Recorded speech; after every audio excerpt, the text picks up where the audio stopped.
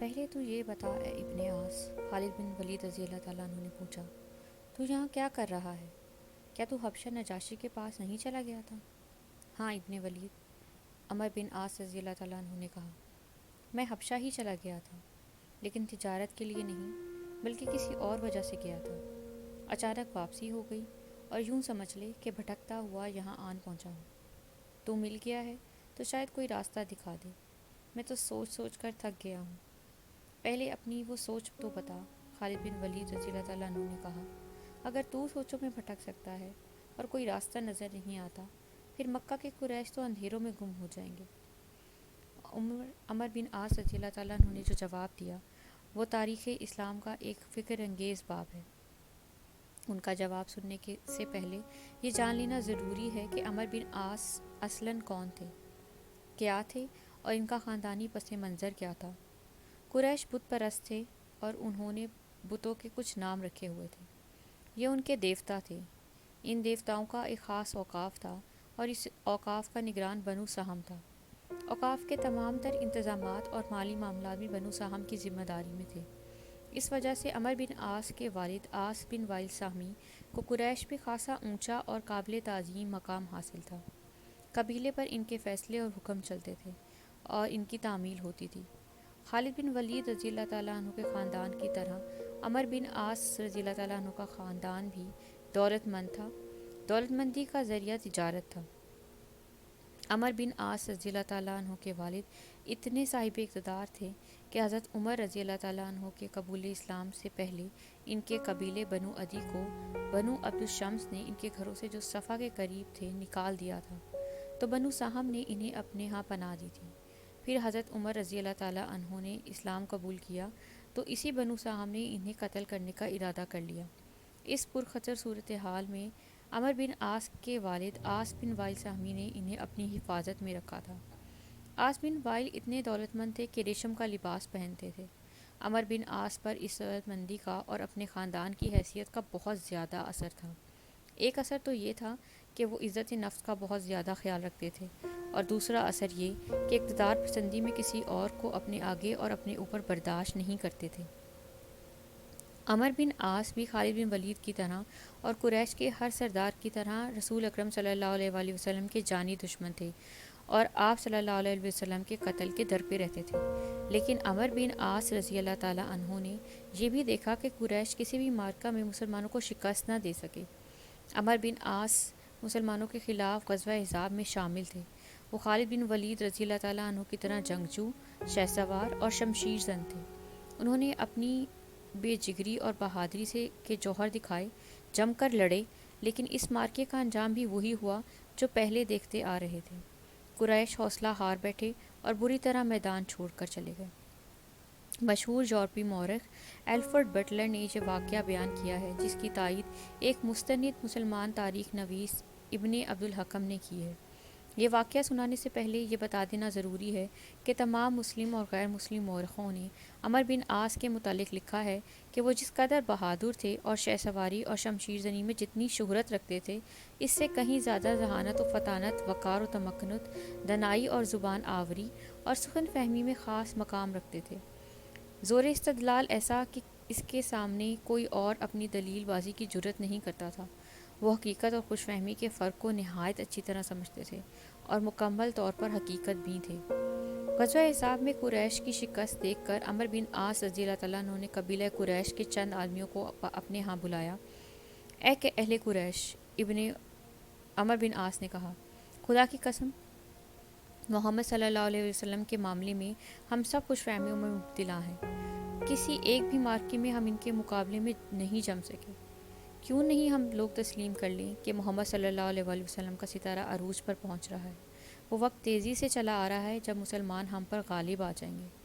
ہم تمہیں دانش مند سمجھتے ہیں، ایک آدمی نے کہا۔ جو تو نے کہا وہ ہم دیکھ چکے ہیں۔ تو ہم سب میں عقل و دانش زیادہ رکھتا ہے۔ یہ بتا تو چاہتا کیا ہے اور ہم کیا کریں؟ تم سب میرے دوست ہو، عمر بن عاص رضی اللہ تعالیٰ عنہ نے کہا۔ میں جو چاہتا ہوں وہ اور کوئی نہیں مانے گا۔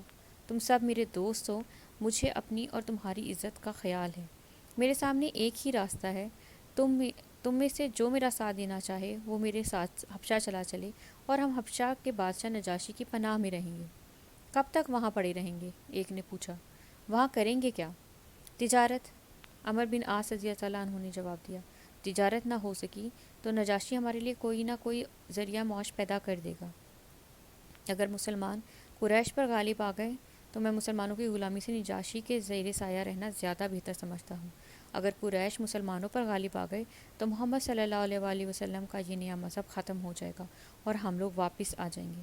ابن ولید، عمر بن عاص رضی اللہ تعالیٰ عنہ نے خالد بن ولید کو یہ ساری بات سنا کر کہا، تو چپ چاپ میری بات سن رہا ہے؟ تیری اس خاموشی سے اس کے سوا اور کیا سمجھ سکتا ہوں کہ تجھے میری یہ باتیں اچھی نہیں لگیں؟ میری خاموشی پر مت جا میرے عزیز دوست، خالد بن ولید رضی اللہ تعالیٰ عنہ نے کہا۔ مجھے بھی کچھ کہنا ہے جو میں کسی اور سے نہیں کہہ سکتا۔ پہلے تیری پوری بات سن لوں تو اپنی سناؤں گا۔ میں نے بتایا ہے نا، چند آدمی میرے ساتھ تیار ہو گئے، عمر بن عاص رضی اللہ تعالیٰ عنہ نے کہا۔ ہم نے تجارت کو بہانہ بنایا اور چل پڑے۔ تجھے شاید حبشہ کا راستہ معلوم ہوگا۔ ہم یہاں سے چلے اور سمندر بحیرہ کلزم کے ساتھ ساتھ چلتے یمن میں داخل ہو گئے اور پھر عدن جا پہنچے۔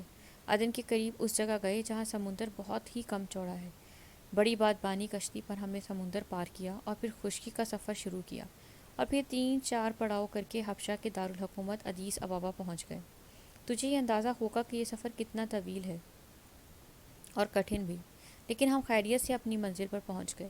حبشہ کے بادشاہ نجاشی کے دربار میں گئے اور اس سے پناہ مانگی اور یہ بھی کہا کہ ہم تجارت پیشہ لوگ ہیں، اس لیے اس پر کسی قسم کا بوجھ نہیں ڈالیں گے اور پناہ کے سوا کوئی مدد نہیں مانگیں گے۔ نجاشی نے ہمیں شاہی مہمانوں کی طرح رکھا اور ہمیں اب ایسی رہائش مہیا کر دی جو شاہی خاندان جیسی رہائش تھی۔ مجھے ان باتوں کے ساتھ کوئی دلچسپی نہیں، خالد بن ولید رضی اللہ تعالیٰ عنہ نے کہا۔ میں یہ سننا چاہتا ہوں کہ تم واپس کیوں چلے آئے اور اب کہاں کا ارادہ ہے؟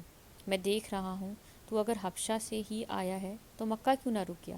مکہ پیچھے بہت دور رہ گیا ہے۔ کیا تو کوئی خاص بات مجھ سے چھپا رہا ہے؟ نہیں ابن ولید، عمر بن عاص رضی اللہ تعالیٰ عنہ نے کہا، تو میرا دوست ہے اور اہل قریش میں تجھے وہی برتری اور حیثیت حاصل ہے جو مجھے حاصل ہے۔ میں نے مکہ سے روانہ ہونے سے پہلے تجھے نہیں بتایا تھا کہ میں یہاں سے ہمیشہ کے لیے جا رہا ہوں۔ یہ تو میں نے کسی کو بھی نہیں بتایا تھا اور اپنے ساتھیوں سے بھی کہا تھا کہ وہ بھی کسی کے ساتھ ذکر نہ کرے، لیکن اب دل میں ایسی بات آ گئی ہے جس کے متعلق میں فیصلہ نہیں کر سکتا۔ اچھا ہوا تو مل گیا ہے۔ تیرے ساتھی کہاں ہیں؟ خالد بن ولید رضی اللہ تعالیٰ عنہ نے پوچھا۔ انہیں وہیں چھوڑ آیا ہوں، عمر بن عاص رضی اللہ تعالیٰ عنہ نے جواب دیا۔ میں جو ارادہ لے کر وہاں سے آیا ہوں، میرے ساتھیوں کو یہ ارادہ پسند نہیں آیا اور میں ان کا ساتھ چھوڑ آیا ہوں۔ میں سمجھتا تھا کہ تو راستے سے بھٹک گیا ہے، خالد بن ولید رضی اللہ تعالیٰ عنہ نے کہا، لیکن تیری باتوں سے شک ہوتا ہے کہ تیری عقل صحیح سوچوں سے بھٹک گئی ہے۔ اتنی لمبی بات نہ کر ابن عاص، مجھے صحیح بات بتا دے، تیرا ارادہ کیا ہے اور تو کس منزل کا مسافر ہے؟ ابن ولید، عمر بن عاص رضی اللہ تعالیٰ عنہ نے کہا، جب تک پوری بات نہ سنا لوں اپنا ارادہ نہیں بتاؤں گا، کیونکہ تو غلط سمجھ لے گا۔ یہ تو تجھے معلوم ہے ہمارے تاجر حبشہ آتے جاتے رہتے ہیں۔ ہم وہاں تقریباً 1 سال رہے۔ ایک روز عربی تاجروں کا ایک قافلہ ادیس ابابا پہنچا۔ اس میں میری جان پہچان کے لوگ بھی تھے۔ ان سے پتہ چلا کہ محمد صلی اللہ علیہ وآلہ وسلم نے حدیبیہ کے مقام پر قبیلہ قریش کے ساتھ ایک معاہدہ کیا ہے اور اس معاہدے کی روح سے قریش اور مسلمان 10 سال تک جنگ نہیں کریں گے۔ پھر مجھے پتہ چلا کہ محمد صلی اللہ علیہ وآلہ وسلم نے قریش کی ساری شرطیں مان لی ہیں اور طے پایا ہے کہ وہ 1 سال بعد عمرہ کرنے آئیں گے۔ میں نے تسلیم نہیں کیا کہ ایسا معاہدہ ہوا ہوگا، لیکن تھوڑے ہی عرصے بعد مکہ سے آیا ہوا ایک اور آدمی ملا۔ اس نے بتایا کہ مسلمان اپنے رسول محمد صلی اللہ علیہ وآلہ وسلم کے ساتھ 1 سال بعد عمرہ کرنے آئے تھے اور انہوں نے پرامن طریقے سے عمرہ کیا اور واپس چلے گئے۔ میں نے مکہ سے آنے والے اس شخص سے کئی اور باتیں پوچھیں تو میں اس نتیجے پر پہنچا کہ اہل قریش نے مسلمانوں کا غلبہ قبول کر لیا ہے اور ان کی برتری کو بھی تسلیم کر لیا ہے۔ ابن ولید، تجھے میری بات اچھی لگی نہ لگی، میں اپنے دل اور دماغ کی بات کہتا ہوں۔